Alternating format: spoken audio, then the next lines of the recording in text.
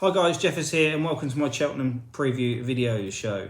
Starting off, I'll be going through the four main races of the festival, starting off with the Champion Hurdle, going on to the Queen Mother, the Stayers, and finally the Blue Ribbon event, the Cheltenham Gold Cup. So in the Champion Hurdle, we currently have the two mares at the top of the betting, fighting it out, Honeysuckle and Epatante, last year's winner. We have Goshen in there around 4-1, Abacadabra is in around 12s, Sharjah, Aspire Tower, Silver Street all around 16s, James de Burleigh 20s, Bouvedere 25-1. We'll start with Honeysuckle. She regained her Irish Champion Hurdle crown at Leopardstown, leading them a merry dance last time. She also won the Hatton's Grace the time before that. She should have gone here last year, in my opinion. I think she'd have beat Epatante here. It was a poor Champion Hurdle. She took her chance in the mares, which she rightly won. She beat Benny Dadu on the day. But like I said, I think if she'd have gone here last year, she'd have won. She's still unbeaten. She's going to take all the beating.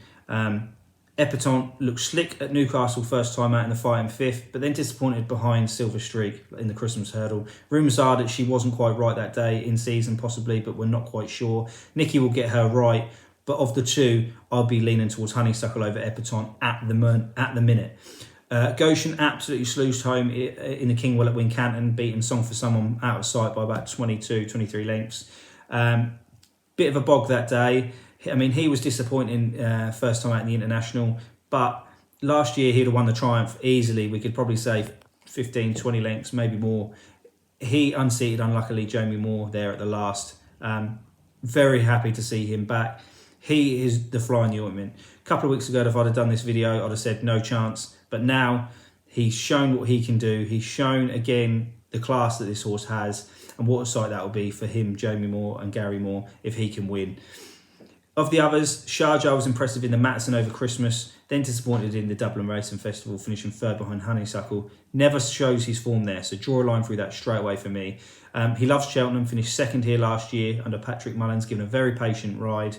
This year, smaller field, I can see him being a lot closer to the pace, a lot more pace angle in the race this year. I can see him being a lot more handier, and I don't think he'll let the front guys get away. Of others, Abacadabras would interest me on better ground. Second in last year, supreme behind Shishkin. Second on seasonal debut behind Aspire Tower, who goes here in the WKD. Then he came out and won the Morgiana at Punchestown. Disappointed behind Sharjah, but Gordon's horses weren't quite right over Christmas. They're going to get stronger and stronger. He returned to finish second to Honeysuckle last time in the Irish Champion Hurdle. He was the one that was staying on from nowhere. The better ground, he will be in the hunt, I'm sure. Aspire Tower comes here fresh. 5-year-olds don't have a great record in the race, mind. Henry also has Honeysuckle, so of the two, you're going to lean towards Honeysuckle. She's unbeaten, of course. If I was to pick one now at price, I'd say Sharjah, best price 16-1, each way value. You're going to get 3 or 4 places, probably 4 on the day. Sharjah is going to have the better ground. For me, that's my nap each way. Of the two mares, I'd go for Honeysuckle over Epatante. On to the Champion Chase. Willie Mullins has Chacun Pour Soir here, goes here, odds on. If he handles the track, could quite easily win by a country mile. His win last time at the Dublin Racing Festival, wow, just blew everybody away. Slight problem for him, I believe, could be the track. Never ran at the track before. I wouldn't be happy punting an odds-on shot at Cheltenham that's never ran at the course. Last year couldn't run because he had a stone bruise. Doesn't mean he's fragile, just means a lot of horses get stone bruises. It just was bad timing. Altior, what a sight that will be. If Altior can come back for Nicky Henderson, he was disappointing last time out behind Nube Negra. For me, he's going to have to go again. He's going to have to improve again to be in the hunt here. Last year's winner, Politolog, he looked good already this year. He won the Tingle Creek, but then was beaten by First Flow in the Clarence House. The two went for home far too soon and just went at it. I don't think Politolog will run anywhere like that in here. I think he'll be still up with the pace, but I think if the front lot go, I think he'll just sit in and wait. Of the others, last year's Arca winner put the kettle on for Henry de Bromhead, comes here with course form. Got put in her place last year, behind Chacun Pour Soir in Ireland. Deserves her chance for sure. Again, she's got to improve to be in the hunt here. She's not going to be as good as anything like the Shakans, the Altiors, the Politologs, I think, but she could improve. If I was to pick a horse to go each way in here, I'd probably go with the reigning champ Politolog. I always like horses that run at Cheltenham, and yes, he won a poor one last year, but you're getting 10-1 each way for Politolog. You're getting 4-6 for Chacun Pour Soi. So weigh it up on there. Politolog, I think, will be in the first three.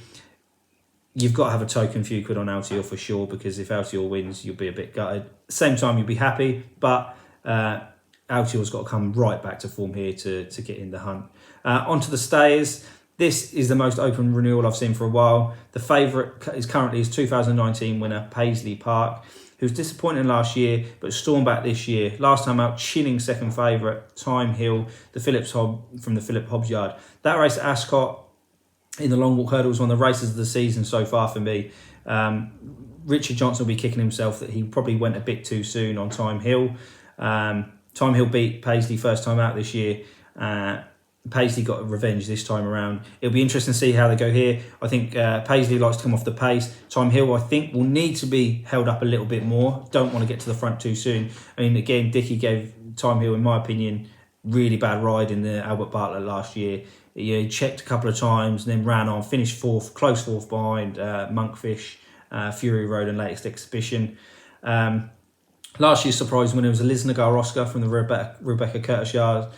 He looked out of sorts this season, but ran much better in a handicap last time out, and he'll be primed to defend his crown this time. We also have the two-time Potemps winner in here, Cider Burley. He has a huge chance. He won the Liz Mullen first time out this year, before disappointed at the Christmas, finishing third behind Flora and Porter and Storyteller. Gordon's horses, again, weren't firing at the time. Cider Burley comes to life at Cheltenham. To carry that weight and win two Potemps it takes some doing. So he's one for me. Flora and Porter beat him that day, but he had his own way up front that day. Whether he'll have his own way at Cheltenham, I don't know in this. The Storyteller's an interesting one for me. Second to Cider Burley in the Potemps last year. He's mixed chasing with hurdling this year, finishing second in the Irish Gold Cup behind Kenboy. Kenboy will run here also, I believe. I think he'll stay hurdling. For me, I like to find value. I don't like to go for the shorties too often. My nap will be Cider Burley from McManus. I think, again, won the Potemps 2 years on the trot. Will go here well, I'm sure. Comes to life at Cheltenham. Next best, I'll also go with a Storyteller from the same yard. I think if you back both of them, you're not going to be far off. You're getting double the price on them two as you are Paisley Park and Time Hill. So for me, nap, Cider Burley. Next best, the Storyteller.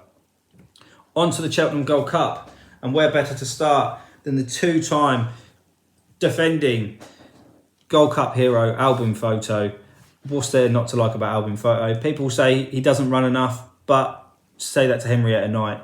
For me, Willie Mullins has got this horse down to a T. Having a little run out at Tremor every year, keeping the horse fresh. Albin Photo's won a fast-paced Gold Cup. Last year, it turned into a sprint. He's shown that he can win both. For me, forget everybody else. Willie Mullins trains the horse. Yes, we'd like to see these horses more often, but if you can win 3 Gold Cups in a row, you're not going to be a bad horse. Last year, people are really crabbing the form of the race. Santini finished second, Lost in Translation was third. Monolith, I think, was fourth. That's not come on, but he's won it the year before as well. For me, loves Cheltenham. Could dictate he can be held up. He can be handy. I hope he gets a third. I love Quarto Star, my favourite horse. He never won 3. Denman denied him in 2008. If he can win 3, yes, he'll match Best Mate. Best Mate is one of the best Gold Cup horses. Again, he won 3 Gold Cups. How you can crab that, I do not know. However, this year, he's got 2 new boys on the block, Champ and Aplutard. The latter, trained by Henry de Bomhead, has spent the majority of his chasing career much over shorter trips. He stepped up to 3 miles to win the Grade 1 Savills at Leopardstown at Christmas in style, suggesting stamina is no object, but we know Cheltenham at the hill, at the 2 furlongs, his stamina is going to be really pushed to the fore here. The same can be said for Champ. He came from the clouds to win the RSA, chinning Manila Indo and Alaho last year. He's had a really strange prep for me.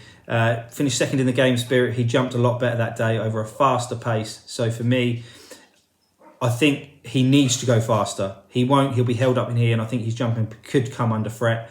A couple of old favourites have big hands too. 2019 Rhino winner Frodon won the King George. He'll be handy. He'll force the pace under Bryony.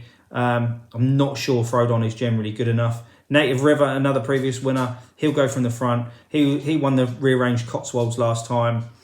Again, these are horses which I don't think are going to come back to their best. Albin Photo, for me, I think he's the nap. His best price around 5-2 at the minute. I think he should be shorter. So for me, get on the Albin Photo. Must mention quickly Santini. Last year I said no chance. He surprised me. He's been even in worse form this year. But don't write Santini off. He could be value each way for a place. So leaving it as that, my nap for the Gold Cup this year is, of course, the mighty Albin Photo.